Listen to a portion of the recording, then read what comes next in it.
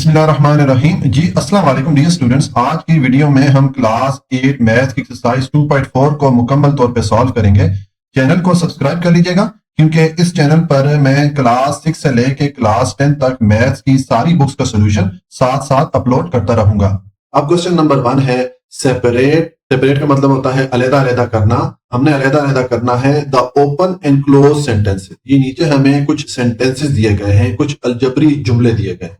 तो हमने ये देखना है कि इन सेंटेंसेस में ओपन सेंटेंस कौन सा है और क्लोज सेंटेंस कौन सा है। ठीक है, तो पहले हम ये ओपन और क्लोज सेंटेंस समझ लेते हैं, उसके बाद हम ये क्वेश्चन सॉल्व करेंगे। तो देखिए पहले हम क्लोज सेंटेंस को समझते हैं। देखिए अगर आपके सामने इस तरह अलजबरी जुमला हो या इस तरह सेंटेंस दिया गया हो अलजबरा में, और उसका अगर आपको आंसर मालूम हो और उस आंसर की बुनियाद पे आप ये कह सकें कि ये जो अलजबरी जुमला है या ये जो सेंटेंस है ये सही है या गलत है, तो ऐसे सेंटेंस को या ऐसे अलजबरी जुमले को क्लोज सेंटेंस कहा जाता है। यानी कि ऐसा सेंटेंस जो कि हलशुदा हो, जिसका हमारे पास आंसर हो, उसको हम क्लोज सेंटेंस कहते हैं। ठीक है, देखिए इसको हम एग्जाम्पल से अगर समझना चाहें तो ये मैंने यहाँ पर इसकी एग्जाम्पल लिखी है। देखें अभी हमारे पास एक अलजबरी जुमला है या एक सेंटेंस है 3 + 3 = 6। अब देखें अगर हम इस सेंटेंस को या इस अलजबरी जुमले को देखें, ये एक इक्वेशन है, इसके लेफ्ट हैंड साइड पे 3 + 3 करें तो 6 हो जाता है और इस इक्वेशन के राइट हैंड साइड पे भी 6 है। यानी कि इस अलजबरी जुमले का या इस सेंटेंस का हमें नतीजा मालूम हो गया कि इसकी लेफ्ट हैंड साइड और राइट हैंड साइड बराबर है, तो उस बुनियाद पे हम कह सकते हैं कि ये एक सही जुमला है। ठीक है, एक ट्रू सेंटेंस है।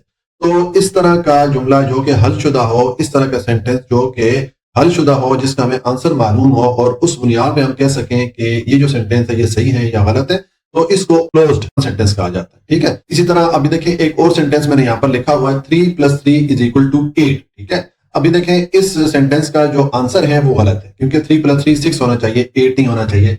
लेकिन चूंकि हमारे पास इस सेंटेंस का आंसर है और उस बुनियाद पे हम ये कह सकते हैं कि ये एक गलत सेंटेंस है, तो ये भी क्लोज सेंटेंस है, ये भी हलशुदा सेंटेंस है। ठीक है, तो ऐसे सेंटेंसेस जो कि हलशुदा हो, जिनका हमें आंसर मालूम हो और उस बुनियाद पे हम ये कह सकें कि वो जो सेंटेंस है वो सही है या गलत है, तो ऐसे सेंटेंसेस को क्लोज सेंटेंसेस कहा जाता है। ठीक है, और देखिए अलजबरा में कुछ इस तरह के सेंटेंसेस आएंगे जिसका हमारे पास आंसर नहीं होगा, जो कि गैर हलशुदा होंगे। ठीक है, जैसे देखिए ये मैंने यहाँ पर एग्जांपल लिखी है x + 3 = 6। अब ये एक सेंटेंस है, इसमें जब तक हमें ये जो x वेरिएबल है इसकी वैल्यू हमें नहीं पता चलती, हम ये नहीं कह सकते कि ये जो सेंटेंस है ये सही है या गलत है। इसका मतलब है ये जो सेंटेंस है ये गैर हलशुदा है।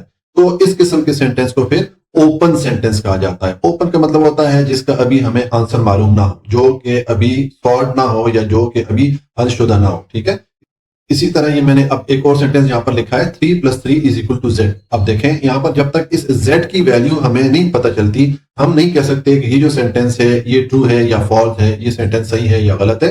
तो इस तरह के सेंटेंस को भी फिर ओपन सेंटेंस कहेंगे क्योंकि ये अभी हलशुदा नहीं है, इसका हमारे पास आंसर नहीं आया और उस बुनियाद पे हम नहीं कह सकते कि ये जो सेंटेंस है ये सही है या गलत है। ठीक है, इसी तरह ये एक सेंटेंस देख लें x + y = 4। अब यहाँ पर जब तक हमें x और y की वैल्यूज का पता नहीं चलता, हम ये नहीं कह सकते कि ये जो सेंटेंस है ये ट्रू है या फॉल्स है। ठीक है, तो इस किस्म के सेंटेंसेस जो कि अभी हलशुदा नहीं होते हैं, जिनका हमारे पास आंसर नहीं होता, और उस वजह से हम ये नहीं कह पाते कि ये जो सेंटेंसेस है ये ट्रू है या गलत है, ये जो सेंटेंसेस है ये सही है या गलत है। ठीक है, और उस बेसिस पे हम ये नहीं कह सकते कि जो सेंटेंसेस है ये ट्रू है या फॉल्स है, ये जो सेंटेंसेस है ये सही है या गलत है। ठीक है, तो ऐसे सेंटेंसेस को फिर ओपन सेंटेंसेस कहा जाता है। ठीक हो गया, तो ये मैंने कुछ एग्जांपल यहाँ पर लिखी थी, ये क्वेश्चन का पार्ट नहीं, सिर्फ मैंने आपको समझाने के लिए यहाँ पर लिखा हुआ। ठीक है, अब हम क्वेश्चन की तरफ चलते हैं और क्वेश्चन सॉल्व करते हैं। क्वेश्चन में हमें कहा जा रहा है कि हमने अलग-अलग करना है। ये कुछ सेंटेंसेस हमें नीचे दी गई हैं, इनमें ओपन सेंटेंस कौन सी है और क्लोज सेंटेंस कौन सी है, हमने इनको अलग-अलग करना है। ठीक है, अब देखिए पार्ट 1 है, इसमें हमें ये सेंटेंस एक दी गई है। ठीक है,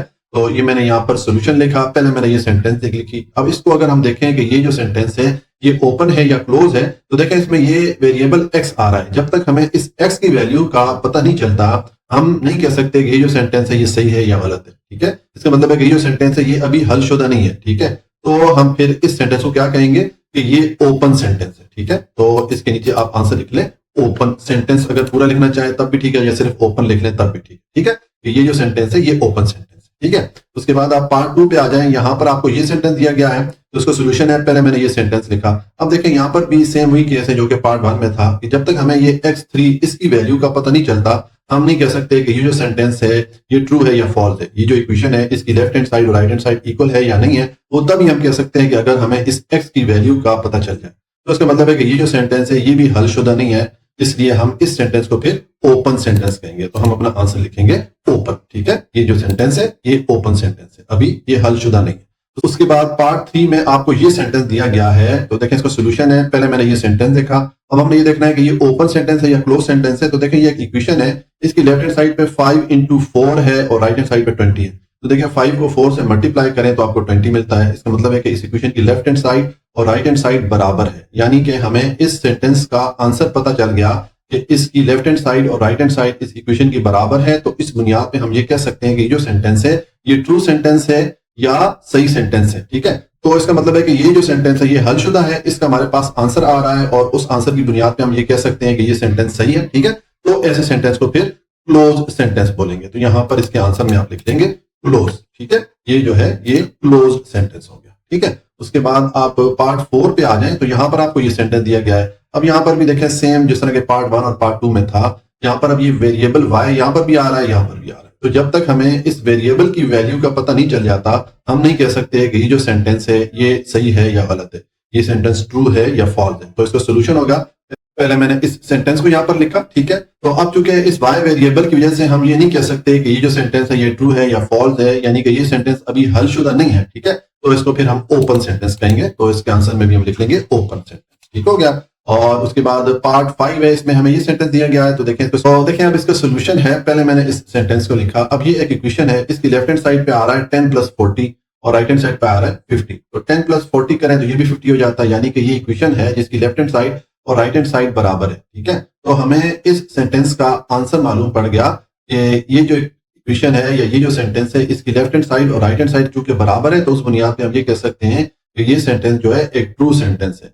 तो चूंकि हमारे पास इस सेंटेंस का आंसर आ रहा है, ठीक है, और उस बुनियाद पे हम ये नतीजा खस कर सकते हैं कि ये जो सेंटेंस है ये ट्रू है, तो ऐसे सेंटेंस को फिर हम क्लोज सेंटेंस कहेंगे। ठीक है, ये हलशुदा सेंटेंस है, तो यहां पर मैंने लिख दिया क्लोज सेंटेंस। ठीक है, और उसके बाद ये पार्ट 6 में ये सेंटेंस आ रहा है। ठीक है, ये एक इक्वेशन है। तो देखिए मैंने यहाँ पर सोल्यूशन लिखा, उसके बाद मैंने ये सेंटेंस को यहाँ पर लिखा। अब देखिए ये एक इक्वेशन है, इसकी लेफ्ट हैंड साइड पे आ रहा है 72 डिवाइडेड बाय 8, यानी कि 72 पे 8 को डिवाइड करें तो आपको 9 मिलेगा, क्योंकि इसका मतलब ये हो गया कि इस इक्वेशन की लेफ्ट हैंड साइड और राइट हैंड साइड बराबर है। ठीक है, तो हम ये कह सकते हैं कि ये जो सेंटेंस है ये एक क्लोज सेंटेंस है, क्योंकि हमें इस सेंटेंस का आंसर पता चल रहा है कि इस इक्वेशन की दोनों साइडें चूंकि बराबर हैं, तो उस बुनियाद पे हम कह सकते हैं कि ये जो सेंटेंस है ये सही या ट्रू सेंटेंस है। ठीक है, तो फिर ऐसे सेंटेंस को हम क्या कहेंगे, ये क्लोज सेंटेंस है, ये हलशुदा सेंटेंस है, क्योंकि इसका हमारे पास आंसर है। ठीक है, तो ये मैंने इसका लिख दिया क्लोज सेंटेंस। तो ये इस तरह हमारा पार्ट 6 कंप्लीट हो गया और इसके साथ ही क्वेश्चन नंबर 1 भी कंप्लीट हो जाता है। अब क्वेश्चन नंबर 2 है सेपरेट। सेपरेट का मतलब होता है अलग अलग करना। हमने अलग अलग करना है द एक्सप्रेशन एंड इक्वेशन। ये नीचे में मुख्तलिफ पार्ट दिए गए हैं, तो इनमें हमने देखना है कि एक्सप्रेशन कौन सी है और इक्वेशन कौन सी है। ठीक है, हमने एक्सप्रेशन और इक्वेशंस को अलग अलग करना है, उनको हमने सेपरेट करना है। ठीक है, तो देखिए अब ये क्वेश्चन सॉल्व करने से पहले हमें एक्सप्रेशन और इक्वेशन का पता होना चाहिए। ठीक है, तो मैं यहाँ पर एक्सप्रेशन और इक्वेशन को एक्सप्लेन करता हूँ। यहाँ पे कुछ बेसिक टर्म्स हैं जो आपको मैं एक्सप्लेन करूंगा। ये जो टर्म्स हैं, ये जो अल्फाज हैं, आगे जब हम अलजबरा के क्वेश्चन मजीद सॉल्व करेंगे तो वहां पर इनका हम बार बार यूज करेंगे, बार बार इनका इस्तेमाल आएगा। तो ये हमारे जो बेसिक कॉन्सेप्ट है उसके लिए ये जो टर्म्स हैं इनका समझना बहुत जरूरी है।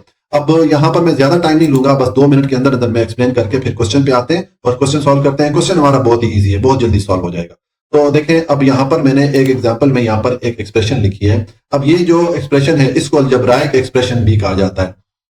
ये जो एक्सप्रेशन है ये मुख्तलिफ चीजों से मिलकर बनी है। ठीक है, अब देखें इसमें ये कुछ इंग्लिश अल्फाबेट्स आ रहे हैं एक्स और वाई। तो ये जो इंग्लिश अल्फाबेट्स आएंगे किसी भी एक्सप्रेशन में, उनके लिए हम लफ्ज यूज करेंगे वेरिएबल्स। ठीक है, तो देखें मैं यहाँ पर आपको लिख के बताऊंगा ताकि आपको समझने में आसानी हो। ये जो इंग्लिश अल्फाबेट्स हैं इनके लिए लफ्ज यूज करेंगे हम वेरिएबल्स। ठीक है, यहाँ पर ये एक्स और वाई 2 वेरिएबल थे, मैंने यहाँ पर सामने लिख दिए कि इस एक्सप्रेशन में 2 वेरिएबल है एक्स और वाई। ठीक हो गया। उसके बाद देखें ये अलहदा से एक नंबर आ रहा है, अलहदा से ये जो नंबर आ रहा होगा इसके लिए हम लफ्ज यूज करेंगे कांस्टेंट। ठीक है, यहाँ पर मैं आपको लिख के बताता हूं। देखिए मैंने लिखा कांस्टेंट। अब ये जो एक्सप्रेशन है इसमें सिर्फ एक ही कांस्टेंट है, यहाँ पर मैंने लिख दिया 5। ठीक है, कांस्टेंट का मतलब होता है ऐसी वैल्यू जो कि चेंज ना हो सके। अब जाहिर है 5 जो है वो 5 ही रहेगा, 5 में हम कोई चेंज नहीं कर सकते। ठीक है, वेरिएबल का मतलब होता है ऐसी वैल्यूज जो कि चेंज हो सकती हैं, यानी कि ये जो एक्स और वाई हैं इनकी मुख्तलिफ हमारे पास वैल्यूज आ सकती हैं, इनकी वैल्यूज चेंज हो सकेंगी, लेकिन कांस्टेंट की जो वैल्यू होती है वो चेंज नहीं होती। ठीक हो गया। और उसके बाद देखें इस एक्सप्रेशन में ये कुछ और नंबर्स भी आ रहे हैं, 2 और 3 जो वेरिएबल के साथ आ रहे हैं। तो वेरिएबल के साथ इस तरह अगर कोई नंबर्स आ रहे हैं तो उनके लिए फिर लफ्ज यूज किया जाता है कोएफिशिएंट। ठीक है, यहाँ पर मैं आपको दिखाता हूं, देखिए ये मैंने लिखा है कोएफिशिएंट। ठीक है, और इसके सामने मैंने ये जो दो कोएफिशिएंट थे ये मैंने लिख दिया। ठीक है, तो ये बेसिक कुछ अल्फाज हैं, कुछ बेसिक टर्म है जो कि हम आगे अलजेब्रा के क्वेश्चन सॉल्व करेंगे तो वहां पर इनका बार बार इस्तेमाल करेंगे। ठीक हो गया। अब देखें ये जो एक्सप्रेशन है इसमें मुख्तलिफ पार्ट्स को प्लस के साइन के साथ जोड़ा गया है। तो ये जो मुख्तलिफ पार्ट्स हैं, ये जो मुख्तलिफ हिस्से हैं, इनके लिए लफ्ज यूज किया जाता है अलजेब्रा में टर्म। ठीक है, ये मैंने लिखा है टर्म। अब यहां पर ये 2x2 एक टर्म है, 3y एक टर्म है और ये 5 जो है ये एक टर्म हो जाएगा। ठीक है, ये तीन टर्म मिलके ये एक्सप्रेशन बनाती है। ठीक हो गया। तो ये जो बेसिक टर्मिनोलॉजीज है अलजेब्रा की वो मैंने आपको एक्सप्लेन कर दी। अब देखें ये मुख्तलिफ टर्म को जब इकट्ठा किया जाए प्लस साइन के साथ, माइनस साइन के साथ या मल्टीप्लीकेशन या डिवीजन के साइन के साथ, जैसे कि यहाँ पर देखें, यहाँ पर अब माइनस और प्लस साइन के साथ इनको इकट्ठा किया गया है तीन टर्म्स को। ठीक है, यहाँ पर ये तीन टर्म्स को मैंने प्लस साइन के साथ इकट्ठा किया है। तो इस तरह जब मुख्तलिफ टर्म को प्लस, माइनस, डिवीजन या मल्टीप्लीकेशन के साइन के साथ इकट्ठा करके लिखा जाए तो उसको फिर एक्सप्रेशन कहा जाता है। ठीक है, तो ये हमने एक्सप्रेशन को समझ लिया। एक्सप्रेशन में मुख्तलिफ टर्म्स को प्लस, माइनस, डिवीजन और मल्टीप्लीकेशन यानी कि जमा, तफरीक, ज़रब और तकसीम के साइन के साथ इकट्ठा करके जब मुख्तलिफ टर्म्स को लिखा जाता है तो उसको फिर एक्सप्रेशन कहा जाता है। ठीक है, और अगर दो एक्सप्रेशन के दरमियान इक्वल का साइन आ जाए तो फिर उनको इक्वेशन कहा जाता है। ठीक हो गया। तो एक्सप्रेशन और इक्वेशन में क्या फर्क हो गया कि एक्सप्रेशन में जो टर्म्स होती है अलजेब्रा की उनको प्लस माइनस साइन के साथ इकट्ठा करके लिख दिया जाता है, उनमें कोई इक्वल का साइन नहीं आ रहा होता। लेकिन अगर दो टर्म्स के दरमियान इक्वल का साइन आ रहा हो तो फिर उसको इक्वेशन कहा जाता है। ठीक है, तो इसका मतलब है ये क्वेश्चन तो बहुत इजी है, सिर्फ ये है कि ये बेसिक टर्मिनोलॉजी थोड़ी सी हमें समझना बहुत जरूरी है क्योंकि आगे हम क्वेश्चन में बार बार इनका इस्तेमाल करेंगे। अब हम क्वेश्चन सॉल्व करते हैं। तो अब देखें ये मुख्तलिफ हमें पार्ट्स यहाँ पर दिए गए हैं, हमने यहाँ पर एक्सप्रेशन और इक्वेशन को अलग-अलग करना है, इनको सेपरेट करना है। अब देखें पार्ट 1 है, इसका सोल्यूशन है। अब देखें यहाँ पर दो एक्सप्रेशन के दरमियान चूंकि इक्वल का साइन आ रहा है तो इसका मतलब है कि ये पार्ट 1 में जो हमें दी गई है ये फिर इक्वेशन है क्योंकि यहाँ पर दो एक्सप्रेशन के दरमियान इक्वल का साइन आ रहा है। ठीक है, उसके बाद आप पार्ट 2 पे अगर आ जाए, अब यहाँ पर देखें ये मुख्तलिफ टर्म के दरमियान कोई इक्वल का साइन नहीं आ रहा तो इसका मतलब है ये फिर एक्सप्रेशन हो जाएगी। ठीक है, तो इसका सोल्यूशन पहले मैंने ये एक्सप्रेशन लिखी और अब इसके सामने आप आंसर लिख लेंगे कि चूंकि यहाँ पर मुख्तलिफ टर्म के दरमियान इक्वल का साइन नहीं आ रहा तो ये फिर एक्सप्रेशन है। ठीक है, तो यहाँ पर मैंने लिख दिया एक्सप्रेशन। ठीक है, और उसके बाद पार्ट 3 पे आ जाए। अब यहाँ पर देखें ये दो एक्सप्रेशन के दरमियान इक्वल का साइन आ रहा है तो फिर ये क्या हो जाएगी, ये इक्वेशन हो जाएगी। ठीक है, मुसावात जिसको उर्दू में कहते हैं, तो इसके सामने हम आंसर में लिख लेंगे इक्वेशन। ठीक है, और उसके बाद अगर पार्ट 4 पे आ जाए तो देखें यहां पर अब दो एक्सप्रेशन के दरमियान इक्वल का साइन आ रहा है। ठीक है, तो इसका मतलब है कि ये फिर इक्वेशन हो जाएगी क्योंकि यहां पर इक्वल का साइन आ रहा है तो हम अपना आंसर लिख लेंगे इक्वेशन। ठीक है, और फिर पार्ट 5 पे आ जाए तो यहां पर ये दो एक्सप्रेशन के दरमियान यहां पर भी इक्वल का साइन आ रहा है तो ये भी फिर इक्वेशन हो जाएगी, या इसको हम उर्दू में मुसावात बोलेंगे। ठीक है, तो इसको भी हम आंसर में लिख लेंगे इक्वेशन। और फिर पार्ट 6 में अगर आप आ जाए तो यहां पर भी देखें इक्वल का साइन आ रहा है। ठीक है, x इज इक्वल टू -7 क्योंकि यहां पर इक्वल का साइन आ रहा है दो एक्सप्रेशन के दरमियान तो इसको भी फिर हम इक्वेशन बोलेंगे, तो इसका आंसर भी हम लिख लेंगे इक्वेशन। तो इस तरह ये हमने जो हमें यहाँ पर ये मुख्तलिफ पार्ट दिए गए थे उसमें जो इक्वेशन और एक्सप्रेशन थी उनको हमने अलग-अलग करके लिख लिया। ठीक है, इक्वेशन उस सूरत में होगी जब दो एक्सप्रेशन के दरमियान इक्वल का साइन आएगा और एक्सप्रेशन हम उस सूरत में कहेंगे जब मुख्तलिफ टर्म्स के दरमियान प्लस, माइनस, डिवीजन या मल्टीप्लीकेशन का साइन तो आएगा लेकिन उनमें कोई इक्वल का या बराबर का साइन नहीं होगा तो फिर ऐसी सूरत में जो मुख्तलिफ टर्म्स को इकट्ठा करके लिखा जाता है उनको फिर एक्सप्रेशन कहा जाता है। तो इस तरह ये हमारा जो क्वेश्चन नंबर 2 है वो कंप्लीट हो जाता है जी। अब क्वेश्चन नंबर 3 है सेपरेट। सेपरेट का मतलब होता है अलग-अलग करना, यानी कि हमने अलग-अलग करना है द इक्वेशन एंड इनइक्वालिटी। नीचे हमें मुख्तलिफ पार्ट दिए गए हैं तो इनमें हमने देखना है कि इक्वेशन कौन सी है और इनइक्वालिटी कौन सी है।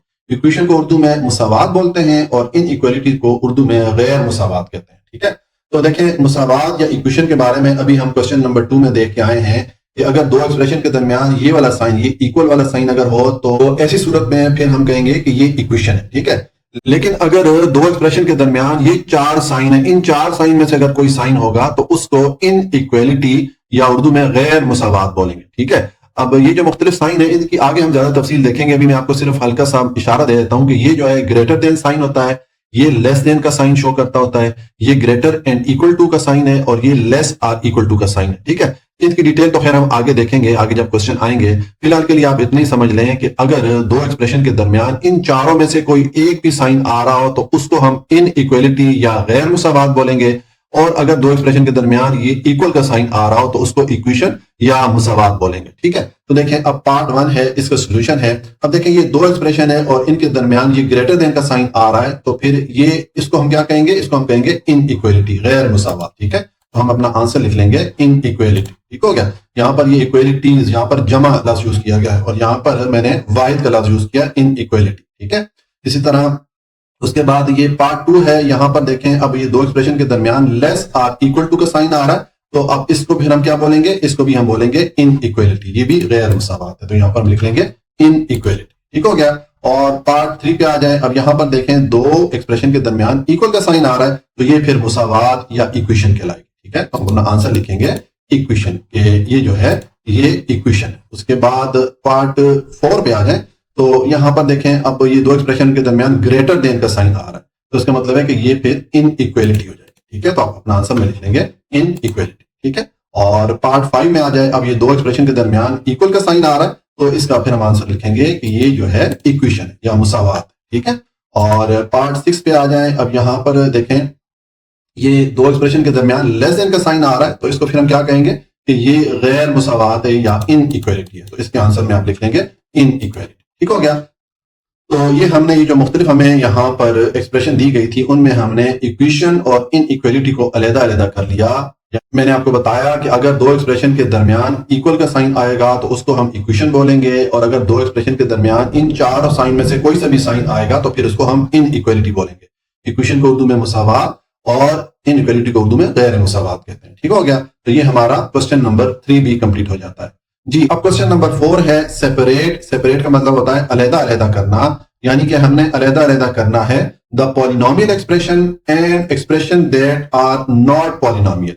ये नीचे मुख्तलिफ एक्सप्रेशन दी गई हैं, तो हमने इनमें पॉलिनोमियल एक्सप्रेशन कौन सी हैं और ऐसी एक्सप्रेशन कौन सी हैं जो कि पॉलिनोमियल नहीं है, हमने इन दोनों एक्सप्रेशन को अलहदा अलहदा करना है, इनको हमने सेपरेट करना है। ठीक है, तो देखें ये क्वेश्चन सॉल्व करने के लिए हमें पॉलिनोमियल एक्सप्रेशन का मालूम होना जरूरी है। हमें पता होना चाहिए कि पॉलिनोमियल एक्सप्रेशन किसको कहते हैं, उसके बाद ही हम ये क्वेश्चन सॉल्व कर पाएंगे। अब पॉलिनोमियल एक्सप्रेशन को समझने के लिए मैं एक चीज आपको रिवाइज करता हूं। हमने जो सेट्स का टॉपिक पढ़ा था वहां में हमने एक सेट पढ़ा था होल नंबर्स या मुकम्मल आदाद का सेट। ठीक है, वो कौन सा सेट था, उसमें जो नंबर्स आ रहे थे जितने भी पॉजिटिव नंबर थे उनके साथ अगर जीरो को मिला दिया जाए तो ऐसे नंबर्स को होल नंबर या मुकम्मल आदाद कहा जाता है। ठीक है, यहाँ पर ये मैंने उसकी एग्जांपल लिखी हुई है, ये जो है मुकम्मल आदाद का सेट है। इसमें जितने भी नंबर्स हैं, ये देखें 1 2 3 4 5 6 ये सारे पॉजिटिव नंबर हैं, और उनके साथ जीरो को भी अगर हम इकट्ठा करके लिख दें तो ये होल नंबर या मुकम्मल आदाद का सेट बन जाता है। तो अब देखें जब भी हमने एक्सप्रेशन देखनी हो कि एक्सप्रेशन पॉलिनोमियल है या पॉलिनोमियल नहीं है, तो हमने एक्सप्रेशन में जो वेरिएबल्स हैं, जैसे यहाँ पर ये वेरिएबल एक्स है, इनकी पावर्स को देखना है।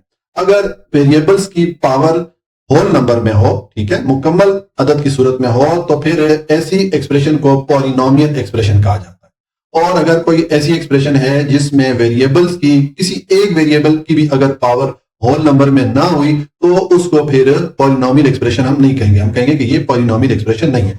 अब देखें यहाँ पर जो होल नंबर की मैंने एग्जांपल दी है कि जो वेरिएबल्स है उनकी पावर होल नंबर में किस तरह आ सकती है, थोड़ा मैंने आपको समझाने के लिए देखें। यहाँ पर अब जिस तरह अब ये जीरो भी होल नंबर है, तो एक्स की पावर अगर जीरो भी आ जाए तो ये भी होल नंबर की सूरत में पावर आ रही है। या अगर एक वेरिएबल एक्स है उसकी पावर 2 आ जाए, या एक वेरिएबल है उसकी पावर 3 आ जाए, या एक वेरिएबल उसकी पावर 4 आ जाए, तो देखें जितनी पावर है ये सारी होल नंबर्स की सूरत में, मुकम्मल आदाद की सूरत में है।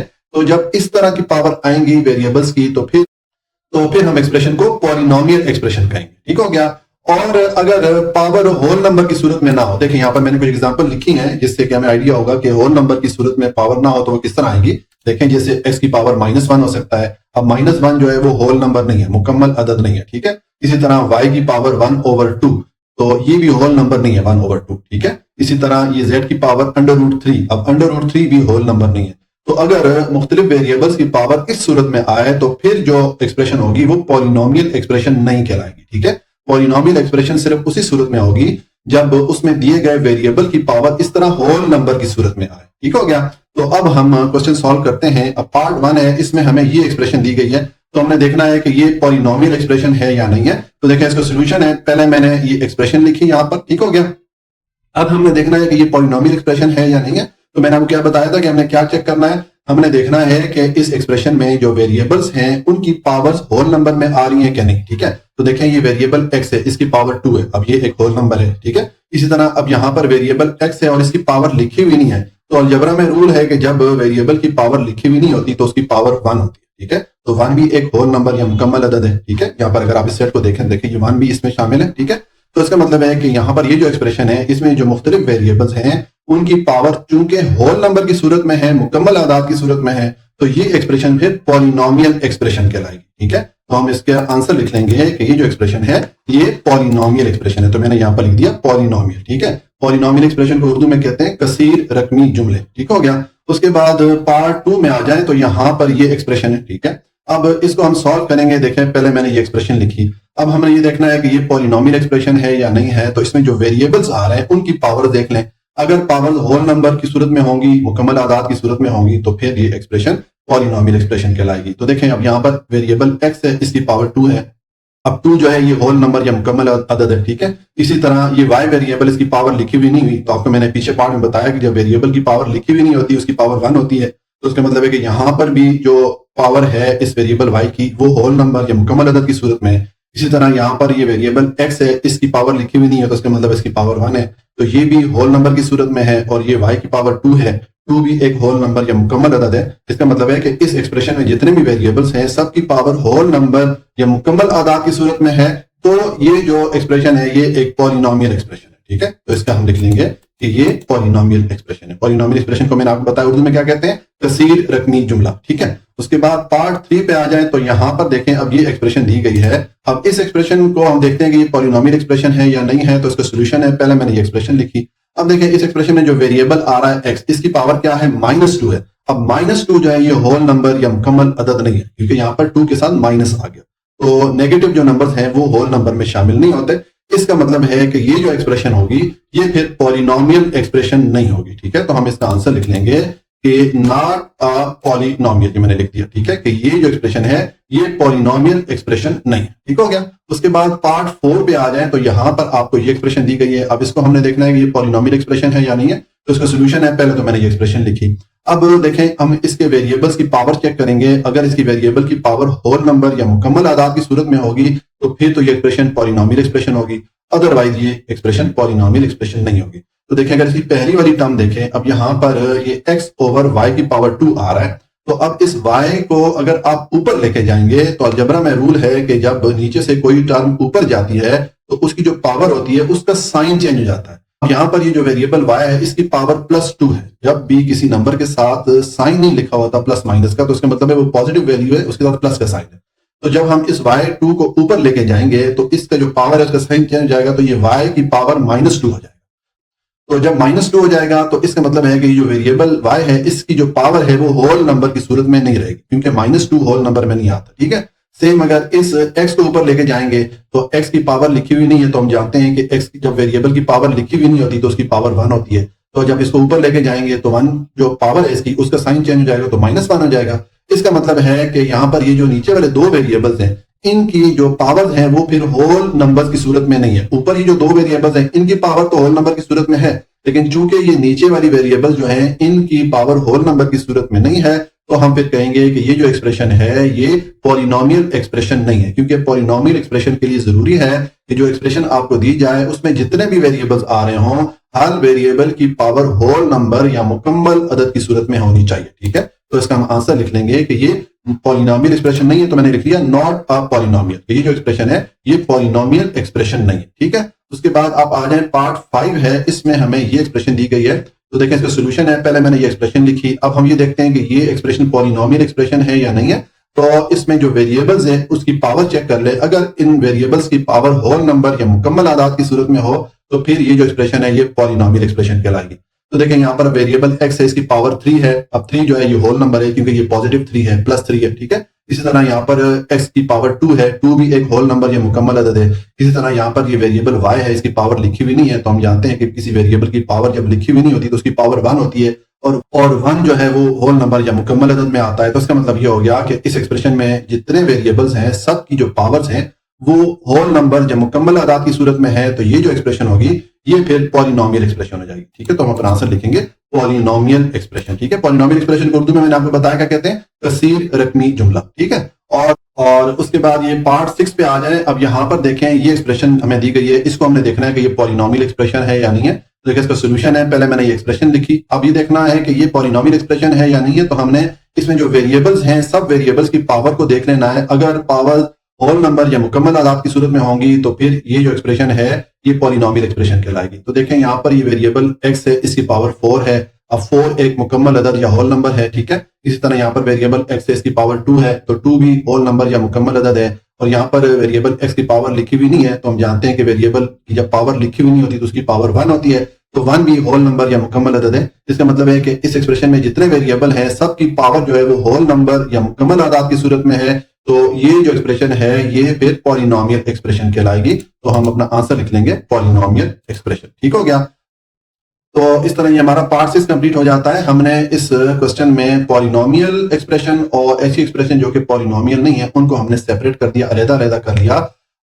पॉलिनोमियल एक्सप्रेशन के लिए मैंने आपको बता दिया कि किसी भी एक्सप्रेशन में अगर वेरिएबल की पावर होल नंबर की सूरत में हो, और होल नंबर कौन से होते हैं ये मैंने आपको शुरू में बताया कि होल नंबर का जो सेट होता है इसमें जो नंबर आते हैं, जितने पॉजिटिव नंबर होते हैं 1 2 3 4 5 6 7, ये सारे नंबर मिला के और साथ में जीरो मिलाए तो ये जितने नंबर बनते हैं ये होल नंबर कहलाते हैं। तो अगर किसी भी एक्सप्रेशन में वेरिएबल की पावर ये जो होल नंबर है इस सूरत में हो, ठीक है, तो फिर ऐसी एक्सप्रेशन को पॉलिनोमियल एक्सप्रेशन कहेंगे। ठीक है, और अगर किसी एक्सप्रेशन में वेरिएबल की पावर होल नंबर की सूरत में ना हो, जैसे कि यहाँ पर ये देखें -2 है, -2 होल नंबर या मुकम्मल अदद नहीं है, तो फिर ऐसी एक्सप्रेशन को पॉलिनोमियल एक्सप्रेशन नहीं कहेंगे। ठीक हो गया, तो ये हमारा जो क्वेश्चन नंबर 4 है ये कंप्लीट हो जाता है। अब क्वेश्चन नंबर 5 है, word constant are used in the following expression. ये नीचे हमें मुख्तलिफ एक्सप्रेशन दी गई हैं, तो हमने इसमें देखना है कि कांस्टेंट वैल्यूज कौन सी हैं। ठीक है, कांस्टेंट वैल्यूज को हमने अलग करके लिखना है। तो देखें मैंने इस एक्सरसाइज की जो क्वेश्चन नंबर 2 था वहां पर कांस्टेंट के बारे में एक्सप्लेन किया था कि कांस्टेंट किसको कहते हैं। मैंने वहां पर आपको ये एक्सप्रेशन एक एग्जांपल के तौर पे बताई थी कि अगर ये एक्सप्रेशन हो इस तरह, तो इसमें मैंने आपको बताया था कि ये जो इंग्लिश अल्फाबेट्स आ रहे होते हैं इनके लिए लफ्ज वेरिएबल यूज किया जाता है, और ये जो नंबर अलग से आ रहा होता है किसी एक्सप्रेशन में उसके लिए कांस्टेंट का लफ्ज यूज किया जाता है। कांस्टेंट का मैंने आपको बताया था कि ऐसी वैल्यू जो कि चेंज ना हो सके। ठीक है, जैसे अब 5 है तो ये 5 ही रहेगा, इसमें हम कोई चेंजिंग नहीं कर सकते, जबकि वेरिएबल ऐसी वैल्यू होती है जो कि चेंज हो सकती है। जो वेरिएबल एक्स और वाई है इनकी वैल्यू मुख्तलिफ आ सकती है। ठीक है, और उसके बाद मैंने आपको बताया था कि जो नंबर वेरिएबल के साथ आ रहे होते हैं, जैसे ये 2 है या 3 है, तो इनके लिए लफ्ज यूज किया जाता है कोएफिशिएंट। ठीक है, ये मैंने एक्सप्लेन किया था क्वेश्चन नंबर 2 में। अब यहां पर हमें ये जो मुख्तलिफ एक्सप्रेशन दी गई है इसमें हमने कांस्टेंट वैल्यूज को लिखना है। ठीक है, तो देखिए पार्ट 1 है, इसमें हमें ये एक्सप्रेशन दी गई है। अब इसका सोल्यूशन है, पहले मैंने ये एक्सप्रेशन लिखी, अब इसमें जो कांस्टेंट वैल्यूज है वो हमने लिखनी है। तो देखें ये जो मैंने आपको एक्सप्लेन किया था इसके मुताबिक अगर यहाँ पर हम देखें तो कोई भी ऐसा नंबर नहीं है जो कि अलग से आ रहा हो, जैसे कि यहाँ पर ये +5 आ रहा था, तो इसका मतलब है कि यहाँ पर कोई भी कांस्टेंट नहीं है इस एक्सप्रेशन में। लेकिन आपकी बुक में ये किया गया है कि ये जो कोएफिशिएंट की वैल्यूज हैं इनको भी यहाँ पर कांस्टेंट वैल्यू में शामिल कर दिया गया है। आपके बुक में जो आंसर लिखा गया है मैं आपको दिखाता हूं, उस तरह लिखा गया है। देखें ये मैंने लिख दिया कांस्टेंट, यानी कि इस एक्सप्रेशन में जो कांस्टेंट वैल्यू है वो कौन कौन सी है, ये 7 लिख दिया गया है, उसके बाद ये -6 लिख दिया गया है और ये 3 लिख दिया गया। ठीक है, इन सारे नंबर्स को कांस्टेंट में शामिल कर दिया गया है। लेकिन जिस तरह आपको मैंने बताया था कि एक्चुअली में इनके लिए जो लफ्ज यूज किया जाता है वो कोएफिशिएंट यूज किया जाता है। कांस्टेंट ऐसी वैल्यू होती है जो कि बिल्कुल अलग से आ रही हो। ठीक है, ऐसा नंबर जो कि अलग से आ रहा हो किसी भी एक्सप्रेशन में तो उसको कांस्टेंट कहा जाता है। लेकिन बहरहाल मैंने आपकी बुक से अपना आंसर मैच करने के लिए जो कोएफिशिएंट वैल्यूज थी उनको यहाँ कांस्टेंट के सामने लिख दिया। एक्चुअली जो कोएफिशिएंट वैल्यूज होती है वो भी होती कांस्टेंट है, यानी कि उनमें भी कोई चेंजिंग हम नहीं कर सकते, क्योंकि कांस्टेंट वो वैल्यू होती है जिसमें आप कोई तब्दीली ना कर सके, जिसमें आप कोई चेंज ना कर सके। तो कोएफिशिएंट भी वही वाली वैल्यूज होती है जिनमें कि हम कोई चेंज नहीं कर सकते, लेकिन इनके लिए जो प्रॉपर लफ्ज यूज किया जाता है वो कोएफिशिएंट यूज किया जाता है। ठीक है, बहरहाल आप देख लीजिएगा कि आपको क्लास टीचर किस तरह करवाते हैं। ठीक है, आपको अगर क्लास टीचर बुक से आंसर मैच कराने के लिए इसी तरह करवाते हैं तो आप इस तरह कर लीजिएगा, या फिर आप ये कर सकते हैं कि कांस्टेंट और कोएफिशिएंट दोनों को अलग-अलग लिख लें। कांस्टेंट के सामने अगर कोई कांस्टेंट वैल्यू है एक्सप्रेशन में तो वो लिख लें, और कोफिशिएंट के सामने जो कोफिशिएंट वैल्यूज होती हैं वो वाली आप लिख लीजिएगा। ठीक है, बहरहाल आपकी बुक में इस तरह आंसर दिया गया है, उसमें जो कोफिशिएंट वैल्यूज है या कांस्टेंट वैल्यूज है सबको इकट्ठा करके लिखा गया, तो मैंने आपके बुक से आंसर मैच करने के लिए यहाँ पर ये आंसर लिख दिया। ठीक है, उसके बाद आप पार्ट 2 पे आ जाए। अब इसमें हमने देखना है कि कांस्टेंट वैल्यू कौन सी है, तो देखिए इसका सोल्यूशन है। पहले ये एक्सप्रेशन मैंने लिखी। अब जिस तरह की आपको मैंने ऊपर एक्सप्लेन किया पार्ट 1 में, एक्चुअली में तो उसमें जो कांस्टेंट वैल्यू है, ये जो अलग से नंबर आ रहा है ये कांस्टेंट वैल्यू है, और ये जो 5 आ रहा है इस वेरिएबल x के साथ, इसको कोएफिशिएंट बोलेंगे। है ये भी कांस्टेंट वैल्यू, लेकिन इसके लिए प्रॉपर जो लफ्ज है वो कोएफिशिएंट है, जिस तरह आपको मैंने पार्ट 1 में बताया। लेकिन आपके बुक में इन दोनों वैल्यूज को कांस्टेंट वैल्यूज में शामिल किया गया है, कांस्टेंट के सामने लिखा गया है। तो मैं आपकी बुक से आंसर मैच करने के लिए यहाँ पर इन दोनों को कांस्टेंट के सामने लिख लेता हूं। तो मैंने लिख लिया कांस्टेंट, उसके बाद ये वाली वैल्यू मैंने लिख दी, और फिर ये -3 मैंने लिख दिया। अच्छा देखें, यहाँ पर ये 3 के साथ माइनस का साइन आया था, तो मैंने यहाँ पर माइनस का साइन लिख दिया। ठीक है, लेकिन 5 के साथ मैंने कोई साइन नहीं लिखा। जब भी किसी नंबर के साथ कोई साइन नहीं आ रहा होता तो उसका मतलब है वो पॉजिटिव वैल्यू है, उसके साथ प्लस का साइन है। तो प्लस का साइन आप लिखें या ना लिखें उससे कोई फर्क नहीं पड़ता, क्योंकि हमें मालूम होता है कि ये जो वैल्यू है ये पॉजिटिव वैल्यू, इसके साथ प्लस का साइन है, इसलिए यहाँ पर मैंने +5 नहीं लिखा। ठीक है, लेकिन माइनस की सूरत में आपने माइनस लाजमी साथ में लिखना है, क्योंकि अगर आप माइनस नहीं लिखेंगे तो उसका मतलब है कि ये जो वैल्यू ये पॉजिटिव वैल्यू है, प्लस का साइन इसके साथ आ रहा है, जो कि आंसर, जिसकी वजह से आंसर गलत हो जाएगा। ठीक है, तो अगर माइनस आ रहा नंबर के साथ तो आपने माइनस लाजमी लिखना है। ये आपको अगर मैं पार्ट 1 में दिखाऊं, यहाँ पर मैंने यही किया। देखिए 7 और 3 के साथ मैंने साइन नहीं लिखे हुए, इसका मतलब है ये पॉजिटिव वैल्यू के साथ प्लस का साइन है। लेकिन 6 के साथ माइनस का साइन आ रहा था, तो मैंने यहाँ पर -6 करके लिखा है, मैंने सिर्फ 6 नहीं लिखा। अगर सिर्फ 6 लिखता तो उसका मतलब है कि ये +6 होता, तो हमारा जो आंसर है वो गलत हो जाता। ठीक हो गया। अब आप पार्ट 3 पे आ जाए। यहाँ पर आपको ये एक्सप्रेशन दी गई है, तो इसमें हमने कांस्टेंट वैल्यूज अलग करनी है। तो मैं वही चीज रिपीट करूंगा जो कि पार्ट 1 में मैंने आपको बताई थी, कि एक्चुअली में ये जो सिर्फ +5 है ये कांस्टेंट वैल्यू है। जो नंबर बिल्कुल अलग से आ रहा होता है किसी एक्सप्रेशन में, उसको कांस्टेंट वैल्यू कहा जाता है, और जो नंबर वेरिएबल के साथ आ रहे होते हैं उनके लिए लफ्ज कोएफिशिएंट यूज किया जाता है, जिस तरह आपको मैंने पार्ट 1 में एक्सप्लेन किया। तो लेकिन आपके जो बुक है उसमें कांस्टेंट और कोएफिशिएंट वैल्यूज को इकट्ठा करके कांस्टेंट के सामने लिख दिया गया। तो मैं भी अपना आंसर आपकी बुक से आंसर से मैच करने के लिए इसी तरह लिख दूंगा कि मैंने लिखा कांस्टेंट, उसके बाद ये जो कोएफिशिएंट की वैल्यूज है या कांस्टेंट की वैल्यूज है सारी मैंने इकट्ठी करके इसके सामने लिख दी। ठीक है, आप देख लीजिएगा आपको क्लास टीचर किस तरह करवाते हैं कि वो इसको अलग से कांस्टेंट के सामने लिखते हैं, और ये दो जो वैल्यूज है इनको कोएफिशिएंट के सामने लिखते हैं। तो आप उस तरह कर लीजिएगा, अदरवाइज आपके बुक में जो आंसर है वो इस तरह दिया गया। ठीक हो गया। उसके बाद पार्ट 4 पे आ जाए, तो यहाँ पर आपको ये एक्सप्रेशन दी गई है, जिसमें अब देखें हमने देखना है कि कांस्टेंट वैल्यूज कौन सी हैं, तो उसका सोल्यूशन है। पहले मैंने ये एक्सप्रेशन लिखी। अब जिस तरह आपको मैंने पार्ट 1 में बताया कि किसी भी एक्सप्रेशन में कांस्टेंट वैल्यू वो वाली वैल्यू होती है, वो नंबर होता है जो कि अलग से आ रहा हो। ठीक है, और जो नंबर वेरिएबल्स के साथ आ रहे होते हैं उनके लिए लफ्ज कोएफिशिएंट यूज किया जाता है। ठीक है, होती वो भी कांस्टेंट वैल्यू है। ठीक, कांस्टेंट का मतलब होता है ऐसी वैल्यू जो कि चेंज ना हो सके। तो जो कोएफिशिएंट वैल्यूज होती है, जैसे 9 है, 3 है या -2 है, ये कांस्टेंट वैल्यू है, ये चेंज नहीं हो सकती। 9 9 ही रहेगा, 3 3 रहेगा, -2 ही रहेगा। लेकिन ये इनके लिए प्रॉपर जो लफ्ज यूज किया जाता है वो कोएफिशिएंट का लफ्ज यूज किया जाता है, जिस तरह के मैंने पार्ट 1 में इसको डिटेल से एक्सप्लेन किया हुआ है। ठीक है,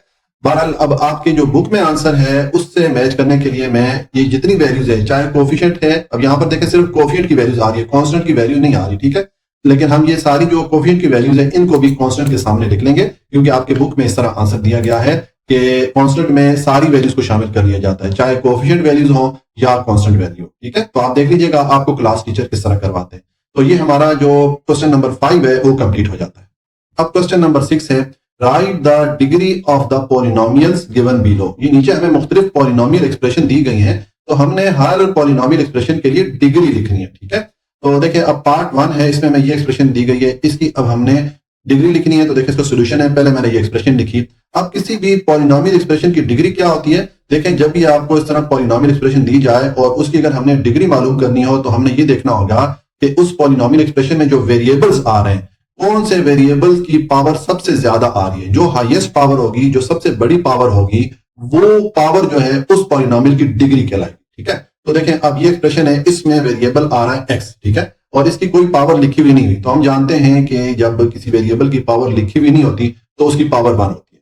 तो इसका मतलब है कि इस एक्सप्रेशन में वेरिएबल की सबसे बड़ी पावर या हाईएस्ट पावर क्या है, 1 है। ठीक है, तो इस एक्सप्रेशन की जो डिग्री होगी वो 1 हो जाएगी। तो हम अपना आंसर लिख लेंगे, डिग्री इज इक्वल टू 1। ठीक है, इस पॉलिनोमियल एक्सप्रेशन की डिग्री क्या है, 1 है, क्योंकि यहाँ पर वेरिएबल x की पावर क्या है, 1 है। ठीक हो गया। उसके बाद पार्ट 2 पे आ जाए। अब यहाँ पर देखें हमें ये एक्सप्रेशन दी गई है, तो इसको इसकी हमने डिग्री लिखनी है। देखिए तो सोल्यूशन है, पहले मैंने ये एक्सप्रेशन लिखी, अब इसकी हमने डिग्री लिखनी है। तो मैंने आपको बताया था कि किसी भी पॉलिनोमियल एक्सप्रेशन की डिग्री लिखने के लिए आपने ये देखना है कि उस एक्सप्रेशन में जो वेरिएबल्स आ रहे हैं उन वेरिएबल में सबसे बड़ी पावर या हाईएस्ट पावर कौन सी है। जो हाईएस्ट पावर होगी वही उस एक्सप्रेशन की डिग्री कहलाएगी।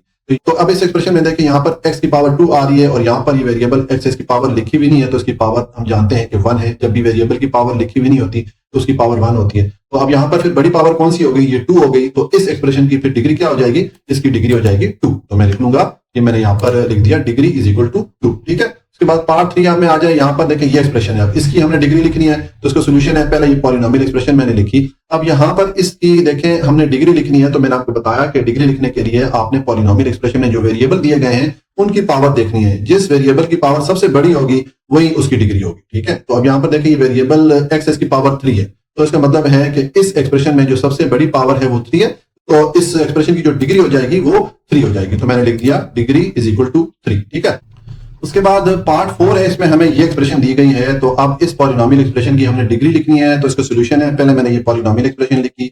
अब देखें हम इस पॉलिनोमियल एक्सप्रेशन के लिए डिग्री लिखेंगे, तो मैंने आपको बताया कि डिग्री लिखने के लिए आपने पॉलिनोमियल एक्सप्रेशन में जो वेरिएबल्स होते हैं उनकी पावर देखनी है। जिस वेरिएबल की पावर सबसे बड़ी होगी वही उस पॉलिनोमियल एक्सप्रेशन की डिग्री कहलाएगी। तो देखिए हम यहाँ पर ये वेरिएबल एक्स इसकी पावर 3 है, यहाँ पर वेरिएबल वाई इसकी पावर 2 है। ठीक है, लेकिन यहां पर ये दो वेरिएबल x और y है, ये दोनों आपस में मल्टीप्लाई हो रहे हैं और दोनों की पावर 2 है। ठीक है, तो जब दो वेरिएबल आपस में मल्टीप्लाई हो रहे हो तो फिर उनकी पावर्स को आपने ऐड कर लेना। ठीक है, तो अब यहां पर x की पावर 2 है, y की पावर 2 है, तो 2 + 2 4। तो इस टर्म में जो वेरिएबल्स हैं उनकी पावर कितनी हो गई, 4 हो गई, दोनों को मिला के 4 हो गई। तो इसका मतलब है कि इस टर्म में जो वेरिएबल्स है इनकी जो पावर है वो सबसे हाईएस्ट पावर या बड़ी पावर है। तो इस एक्सप्रेशन की फिर डिग्री क्या हो जाएगी, 4 हो जाएगी। इस पॉलिनोमियल एक्सप्रेशन की जो डिग्री है वो 4 हो जाएगी। तो ये मैंने लिख दिया डिग्री इज इक्वल टू 4। ठीक है, तो ये हमारा पार्ट 4 कंप्लीट हो गया और इसके साथ ही क्वेश्चन नंबर 6 भी कंप्लीट हो जाता है जी। अब क्वेश्चन नंबर 7 है सेपरेट। सेपरेट का मतलब होता है अलग अलग करना, यानी कि हमने अलग अलग करना है द पॉलिनोमियल्स। ये नीचे में मुख्तलिफ पॉलिनोमियल एक्सप्रेशन दी गई हैं as linear, quadratic, cubic and biquadratic. ये हमें मुख्तलिफ पॉलिनोमियल एक्सप्रेशन दी गई हैं इस क्वेश्चन में। तो हमने इनमें देखना है कि लीनियर कौन सी है, क्वाड्रेटिक कौन सी है, क्यूबिक कौन सी है और बाय क्वाड्रेटिक कौन सी है। देखिए उर्दू में लीनियर का मतलब होता है एक दर्जी या इसको यक दर्जी भी बोलते हैं। ठीक है, क्वाड्रेटिक हो गई 2 दर्जी, क्यूबिक हो गई 3 दर्जी या सह दर्जी। ठीक है, और बाय क्वाड्रेटिक हो गई 4 दर्जी। या अब इसको मजीद अगर सादा अल्फाज में अगर इसको हम समझना चाहें तो हम कह सकते हैं लीनियर का मतलब 1 है, क्वाड्रेटिक का मतलब 2, क्यूबिक का मतलब 3 और बाय क्वाड्रेटिक का मतलब 4। ठीक हो गया। तो अब ये जो 4 टाइप है हमने देखनी है कि ये एक्सप्रेशन कौन सी टाइप में आती है इन 4 टाइप में से। तो उसके लिए हर एक्सप्रेशन की हमने डिग्री देखनी है। अगर किसी एक्सप्रेशन की डिग्री 1 होगी तो वो लीनियर इक्वेशन होगी, अगर किसी एक्सप्रेशन की डिग्री 2 होगी तो वो क्वाड्रेटिक होगी, और अगर डिग्री 3 होगी तो वो क्यूबिक हो जाएगी, और अगर किसी एक्सप्रेशन की डिग्री 4 होगी तो वो बाय क्वाड्रेटिक हो जाएगी। ठीक है, बस इन सादा अल्फाज में आपने इसको समझना है। अब देखें ये पार्ट 1 है, इसमें मैं ये एक्सप्रेशन दी गई है। तो इसको अब हमने देखना है कि ये जो 4 टाइप है इनमें से कौन सी टाइप में ये वाली एक्सप्रेशन आती है। तो इसका सोल्यूशन है, पहले मैंने ये एक्सप्रेशन लिखी, अब इसकी आप डिग्री चेक कर लें, यानी कि इसमें जो वेरिएबल है उसमें जो हाईएस्ट पावर है वेरिएबल की वो देख लें। तो अब इस एक्सप्रेशन में एक ही वेरिएबल x है और उसकी पावर लिखी हुई नहीं है, तो हम जानते हैं कि जब वेरिएबल की पावर लिखी हुई नहीं होती तो उसकी पावर 1 होती है। इसका मतलब है कि इस एक्सप्रेशन की जो डिग्री है वो 1 है, तो ये एक्सप्रेशन फिर लीनियर पॉलिनोमियल एक्सप्रेशन हो जाएगी। तो इसके आंसर में हम लिख लेंगे लीनियर। ठीक हो गया। उसके बाद पार्ट 2 पे आ जाए। अब यहाँ पे आपको ये एक्सप्रेशन दी गई है, तो इसको हमने देखना है कि ये 4 टाइप में से कौन सी टाइप में ये वाली एक्सप्रेशन आती है। तो इसका सोल्यूशन है, पहले मैंने ये एक्सप्रेशन लिखी। अब इसको देख लें कि अब हमने देखना है कि इन 4 टाइप में से कौन सी टाइप में ये वाली एक्सप्रेशन आती है। तो उसके लिए आप इसकी डिग्री चेक कर लें, यानी कि इसमें जो वेरिएबल आ रहा है उसमें जो हाईएस्ट पावर है जिस वेरिएबल की वो इसकी डिग्री होगी। ठीक है, तो यहाँ पर वेरिएबल x है और इसकी पावर 2 है। इसका मतलब है कि इस एक्सप्रेशन की जो डिग्री है वो 2 है, तो 2 के लिए फिर ये क्वाड्रेटिक हम यूज करेंगे। ठीक है, यानी कि ये जो एक्सप्रेशन है ये क्वाड्रेटिक पॉलिनोमियल एक्सप्रेशन है, तो यहाँ पर हम लिख लेंगे क्वाड्रेटिक। ठीक हो गया। और उसके बाद पार्ट 3 देख लें, इसमें ये एक्सप्रेशन दी गई है। तो देखें इसका सोल्यूशन है, पहले मैंने एक्सप्रेशन लिखी। अब हम देखते हैं कि ये 4 टाइप में से ये कौन सी टाइप में आती है। तो इसके लिए आप इसकी डिग्री चेक कर लें, यानी कि इस एक्सप्रेशन में वेरिएबल की जो हाईएस्ट पावर होगी, जो सबसे बड़ी पावर होगी, वही इस एक्सप्रेशन की डिग्री कहलाएगी। तो यहाँ पर y की पावर 2 है और यहाँ पर y की पावर 1 है, क्योंकि यहाँ पर वेरिएबल y की पावर लिखी हुई नहीं है, तो हम जानते हैं कि इसकी पावर फिर 1 होगी। ठीक है, अब यहाँ पर फिर हाईएस्ट पावर क्या हो गई, y की पावर 2 हो गई, तो इस एक्सप्रेशन की डिग्री 2 हो गई है। तो ये जो एक्सप्रेशन है ये फिर क्वाड्रेटिक पॉलिनोमियल एक्सप्रेशन कहलाएगी। तो इसमें भी हम आंसर में लिख लेंगे क्वाड्रेटिक। ठीक हो गया। और उसके बाद पार्ट 4 पे आ जाएं, तो यहाँ पर ये एक्सप्रेशन है, अब हमने देखना है कि ये एक्सप्रेशन इन चार टाइप में से कौन सी टाइप में आती है। तो मैंने इसका सोल्यूशन लिखा, पहले मैंने एक्सप्रेशन लिखी। अब हमने देखना है कि ये इन चार टाइप में से कौन सी टाइप में है। तो आप इसके लिए इस एक्सप्रेशन की डिग्री चेक कर लें, ठीक है। यानी कि इस एक्सप्रेशन में जो वेरिएबल की हाईएस्ट पावर है वो कौन सी है। देखिए यहाँ पर दो वेरिएबल हैं और दोनों की पावर नहीं लिखी हुई, तो हम जानते हैं कि जब वेरिएबल की पावर लिखी हुई नहीं होती तो उनकी पावर 1 होती है। तो इसका मतलब है कि यहाँ पर हाईएस्ट पावर फिर क्या होगी, 1 होगी। यानी कि इस एक्सप्रेशन की डिग्री 1 है, तो फिर ये जो एक्सप्रेशन है ये लीनियर पॉलिनोमियल एक्सप्रेशन कहलाएगी, ठीक है। तो यहाँ पर आप लिख लेंगे लीनियर, ठीक है। और उसके बाद पार्ट 5 पे अगर आप आ जाएं तो यहाँ पर आपको ये एक्सप्रेशन दी गई है। अब इसका हमने देखना है कि ये कौन सी टाइप में आती है। ये जो चार टाइप हमें बताई गई हैं इसका सोल्यूशन है, पहले मैंने ये एक्सप्रेशन लिखी। अब इसकी डिग्री चेक कर लें, यानी कि इस एक्सप्रेशन में वेरिएबल की जो हाईएस्ट वैल्यू है, जो सबसे बड़ी पावर है, वो कौन सी है। देखें यहाँ पर x की पावर 3 है, यहाँ पर x की पावर 2 है। इसका मतलब है कि इस एक्सप्रेशन में जो वेरिएबल की हाईएस्ट पावर 3 है, तो इस एक्सप्रेशन की डिग्री फिर क्या हो गई, 3 हो गई। तो 3 जो है उसके लिए फिर ये क्यूबिक वर्ड यूज किया जाता है, यानी कि ये जो एक्सप्रेशन है ये क्यूबिक पॉलिनोमियल एक्सप्रेशन है, ठीक है। तो यहाँ पर आप लिख लेंगे आंसर में क्यूबिक, ठीक हो गया। और उसके बाद ये पार्ट 6 पे आ जाए, यहाँ पर ये एक्सप्रेशन है। तो अब देखना है कि ये एक्सप्रेशन इन चार टाइप में से कौन सी टाइप में आती है। इसका सोल्यूशन है, पहले आप ये एक्सप्रेशन लिख लें।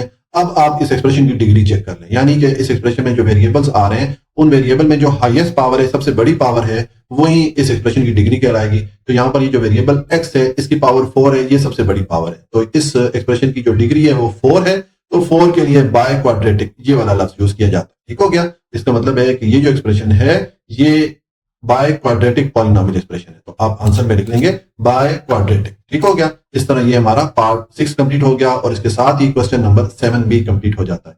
जी, आज के लिए इतना ही। अगर आपको कोई भी पॉइंट समझ में नहीं आया हो तो आप कमेंट में पूछ सकते हैं। अगर हो सके तो वीडियो को लाइक, सब्सक्राइब और शेयर भी कर लें। हमेशा खुश रहें, मुस्कुराते रहें। अल्लाह की अमान में।